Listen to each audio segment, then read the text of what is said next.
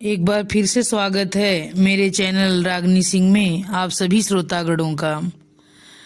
चलिए सुनते हैं आज मालती जोशी जी की बेहतरीन कहानियों में से एक कहानी, छोटी बेटी का भाग्य। तो चलिए शुरू करते हैं कहानी छोटी बेटी का भाग्य। फिर राजा ने चौथी बेटी से पूछा, बेटी तुम किसके भाग्य का खाती हो? उसने अपनी बड़ी बहनों की देखा देखी उत्तर दिया, पिताजी मैं तो आपके भाग्य का खाती हूँ। राजा बड़ा खुश हुआ। फिर उसने सबसे छोटी लाडली बिटिया से प्रश्न किया, बेटे तुम किसके भाग्य का खाती हो? मैं तो अपने भाग्य का खाती हूँ, बिटिया ने तपाक से उत्तर दिया। उसकी बहनें सुनकर सन्न रह गईं। राजा को इतना ताव आया। इसमें ताव खाने की क्या बात थी? छोटी बिटिया ने ठीक ही तो कहा था। सुमन की इस टिप्पणी से कहानी का तार एकदम टूट गया। बच्चे और उनकी नानी उस काल्पनिक दुनिया में इतने खो गए थे कि पास बैठी सुमन को भूल चुके थे। मेहमानों की लिस्ट बनाना छोड़कर वह कब श्रोताओं में सम्मिलित हो गई थी, किसी को पता ही नहीं चला था। इसलिए तीनों चौंक पड़े थे। छोटी ने ठीक ही तो कहा था।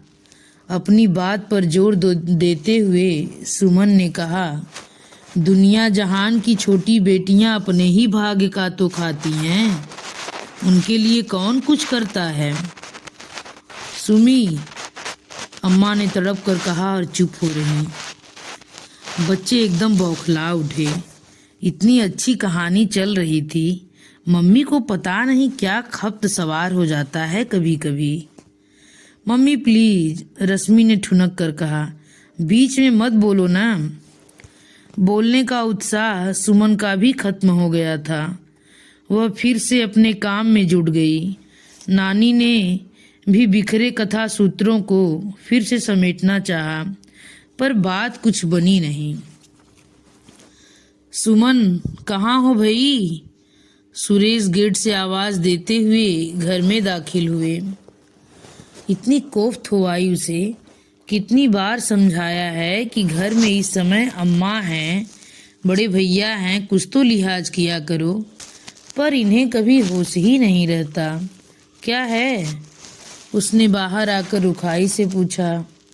ये कार्ड्स देख लो भाई, छपकर आ गए हैं। तुम्हारे ऑर्डर के मुताबिक हैं कि नहीं देख लो। उसने रैपर खोलकर देखा। चिकनी गुलाबी सतह पर मखमली अक्षर व सुनहरी बेल बूटे। उसके बनाए मसौदे के नीचे उसके सुरेश के रश्मि राघव के नाम, मकान का बड़ा सा नाम, आकांक्षा, कलात्मक रूप से लिखा हुआ है। अच्छे हैं, उसने पुलकित स्वर में कहा। अरे अच्छे क्या, बहुत अच्छे कहो, बड़े भैया ने कहा। गृह प्रवेश के लिए इतना कौन करता है? अरे शादी पर भी लोग इतने महंगे कार्ड्स नहीं छपवाते। इसलिए तो मैंने छपवाए हैं, सुमन ने कहा। उसका स्वर एकदम बदला हुआ था। मेरी शादी पर तो ऐसे कार्ड छपे थे कि याद करके आज भी रोना आता है। उनसे अच्छे कार्ड तो लोग तेरही पर छपा लेते हैं। बड़े भैया का चेहरा एकदम काला पड़ गया और वे सिर झुकाकर धीरे से कमरे से निकल गए। सुमन, सुरेश ने कठोर स्वर में कहा। क्या है? घर बुलाकर इस तरह अपमान किया जाता है कभी? अपमान कहाँ किया है मैंने? मौके से एक बात याद आ गई थी सो कह दी, और वह सच भी थी। सच बात क्या इस तरह मुंह पर फेंक मारना जरूरी है? देखिए, सुमन ने कसैले स्वर में कहा, सच बड़ा कड़वा होता है, किसी तरह भी कहो लगता ही है। और वह एकदम पलटकर रसोई में चली गई। सुरेश उसे देखते ही रह गए। इतने वर्ष बीत गए हैं, पर इसका आक्रोश अब भी उतना ही ताजा है जब भी वे सुमन के इस आवेग को देखते हैं, उन्हें अपना सारा किया कराया मिट्टी में लगने लगता है। कैसी सर्वग्रासी स्मरण शक्ति है इसकी, ये कुछ भूल क्यों नहीं पाती। रसोई में बैठी सुमन भी यही सोच रही थी, वह कुछ भी भूल क्यों नहीं पाती। जब भी कुछ कहने को होता है, उसकी जबान पर जैसे 100 कांटे उगाते हैं। पता नहीं कैसा दंश है उसके मन में, जिसे वह 100 गुना करके लौटा देना चाहती है। अभी उस दिन अम्मा कहानी सुना रही थीं। वे भी 5 बहनें थीं। 2 की शादी बाबूजी ने अपनी नौकरी के ज़माने में खूब धूमधाम से कर दी थी। 2 की शादी में उनकी सारी ग्रेच्युटी, सारा फंड निकल गया था। आधी पेंशन तक बिक गई थी। सुमन का वक्त आया, उस समय तक वे स्वयं भैया पर आश्रित हो चुके थे। भैया की भी शादी हो गई थी। उन्हें अपनी भी गृहस्थी देखनी थी, माँ बाप को पालना था। सुमन के ब्याह की फिक्र थी सो अलग। किसी प्राइवेट स्कूल में 250 पर दस्तखत करके 150 पाते हुए सुमन तेजी से बढ़ती जा रही थी। भैया और बाबूजी जगह जगह की खाक छान रहे थे, पर कोई लड़का हाथ नहीं आ रहा था। जैसे जैसे महंगाई बढ़ रही थी, लड़कों के भाव भी आसमान छू रहे थे। फिर इन लोगों के पास तो देने के लिए भी कुछ नहीं था। तभी किसी ने प्रोफेसर शर्मा का नाम सुझाया। 2 साल पहले ही उनकी पत्नी चल बसी थी। 2 नन्हे बच्चे थे। घर और बच्चों की देखभाल के लिए उन्हें एक सुशील कन्या की आवश्यकता थी।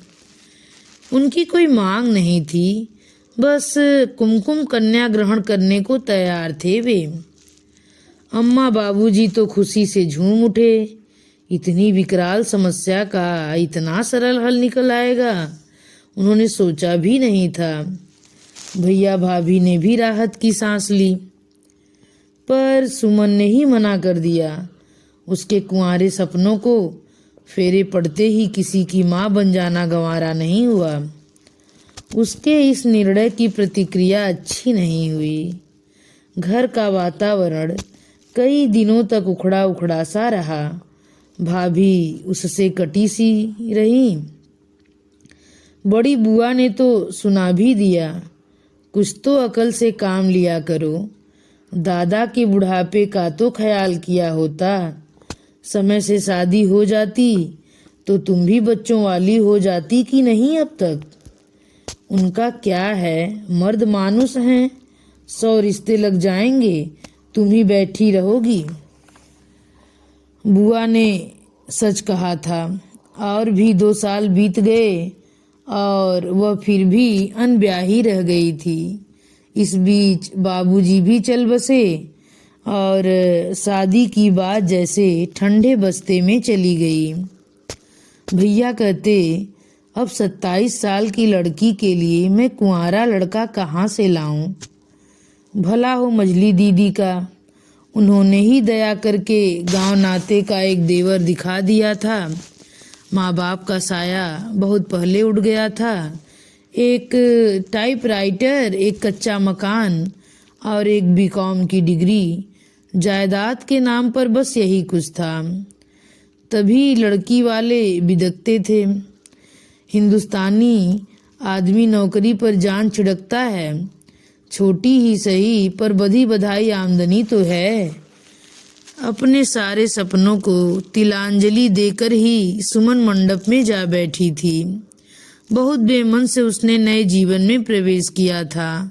उस दरिद्र अनाथ युवक की गृहस्थी की गाड़ी खींचते हुए वह अक्सर हाँफ उठती। धुआंती रसोई में खाना बनाते समय, फटे कपड़ों को रफू करते हुए या जले हुए बर्तनों को रगड़ते हुए उसे अक्सर प्रोफेसर शर्मा की जमी जमाई गृहस्थी, सजा सवरा घर याद आता और वह अपने आप पर खींच उठती। अपने पैरों पर कुल्हाड़ी मारना इसी को तो कहते हैं। रश्मि का जन्म हुआ तो लगा ही नहीं था कि घर में पहला बच्चा आया है।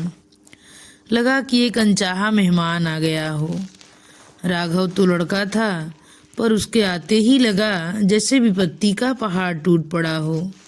उन सीलन भरे कमरों में अपने फूल से बच्चों को पालना, उन्हें छोटी छोटी बातों के लिए तरसाना उसे जहर लगता रहा था। फिर भी धीरे धीरे सब कुछ बदलने लगा। जिंदगी का सफर आसान होता चला गया। आज तो उसके पास वह सब है जिसकी उसने कभी कामना की थी, पर अब पहले की सी उमंग उत्साह वह कहाँ से लाए। ये बीते हुए वर्ष उसके मन का सारा ही रस निचोड़ कर ले गए हैं। जैसे मन की तलहटी में रात दिन एक ज्वालामुखी सा धधकता रहता है। जरा कुछ हुआ नहीं कि लावा फूट पड़ता है।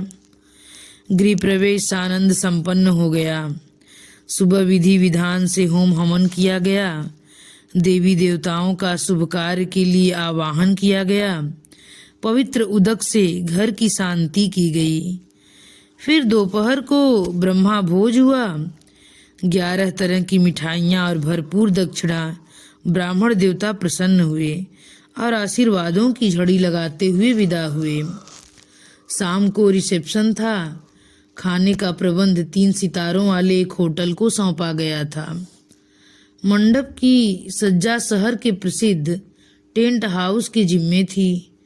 उन्होंने नए घर को दुल्हन की तरह सजा दिया था। सुमन की शादी में ऐसा कोई हंगामा नहीं हुआ था, इसलिए वह जैसे सारी कसर निकालने पर तुली थी। उसके पीहर से भी जो सामान आया था वह मौके के अनुरूप ही था। उसने चुटकी भी ली थी। अम्मा, इतनी भारी साड़ी तो तुमने मुझे शादी पर भी नहीं दी थी। और उस साड़ी को पहनकर वह मंडप में फूली फूली फिर रही थी। कोई प्रशंसा करता तो गर्व से कह देती, अम्मा लाई हैं। अरे इसने तो जैसे एक छोटी मोटी शादी ही निपटा दी। अम्मा गदगद होकर जिस तिस से कहती फिर रही थी, भाई हमने तो होनहार लड़का देखा और बिटिया ब्याह दी थी। घर वर दोनों देख सकें इतनी सामर्थ्य कहाँ थी, पर इसका ऐसा लक्ष्मी का पांव पड़ा कि आते ही सब दलिद्दर धो डाला। उस शाम जब 10-15 बार अम्मा यह बात दोहरा चुकी थी तो सुमन की सहन शक्ति ने जैसे जवाब दे दिया। वह एकदम फट पड़ी। यह सब एक दिन में नहीं हो गया है अम्मा। पूछो तो पता चलेगा कि मेरा कितना खून जला है। पार्टी यद्यपि उतार पर थी, फिर भी इक्के दुक्के मेहमान इधर उधर बिखरे हुए थे। ऊंची आवाज़ सुनकर सबके कान खड़े हो गए। अम्मा तो जैसे कटकर रह गईं। समझाने के से अंदाज में बोली, अच्छे बुरे दिन सबके आते हैं लली। सुख की घड़ियाँ फुर से उड़ जाती हैं। दुख के दिन नेक रेंग रेंग कर चलते हैं, इसी से भारी लगते हैं। आज तो तू रानी बनी हुई है ना? हाँ, आज मैं रानी हूँ। 12 साल बाद तो घूरे के भी दिन फिरते हैं। मेरे भी दिन बदले हों तो आश्चर्य क्या है। सुमी, ठीक ही तो कह रही हूँ अम्मा। तुम लोगों ने तो अपनी तरफ से मुझे घूरे पर ही फेंक। कहते कहते रुक गई सुमन। पता नहीं कहाँ से सुरेश एकदम सामने आकर खड़े हो गए थे। उनकी आंखों में व्यथा का एक महासागर लहरा रहा था। तुमने मुझे घूरा कहा सुमन? सुमन आंख उठाकर उनकी ओर देख नहीं सकी। सुमन, तुम्हारे चेहरे पर मुस्कान की एक रेखा देखने के लिए मैंने क्या नहीं किया। पागलों की तरह दिन रात खटता रहा, अपना खून पसीना एक करता रहा। तुम्हारे मन के अभावों को भरने के लिए मैंने अपने आदर्शों की भी परवाह नहीं की। फिर भी तुम्हारे लिए मैं घूरा ही बना रहा। आखिर तुम चाहती क्या थी? इच्छाओं की यह कैसी आग है जो बुझना ही नहीं जानती। कहते कहते उनका स्वर कठोर होता चला गया। उनकी आंखों में लहराता महासागर सूख गया और वे भक्त से जल उठी। उस दहकन के सामने मंडप में सजे असंख्य लट्टुओं का प्रकाश मध्यम पड़ गया। और इसी के साथ यह कहानी समाप्त होती है। आप सभी श्रोतागणों से मेरा विनम्र अनुरोध है कि अगर मेरे द्वारा सुनाए जाने वाली यह कहानी आप लोगों को पसंद आए तो कृपया मेरे चैनल को सब्सक्राइब, लाइक और जो भी सुनने के बाद आपको अनुभव प्राप्त हुआ हो उसके अनुसार कमेंट करना मत भूलिएगा। धन्यवाद।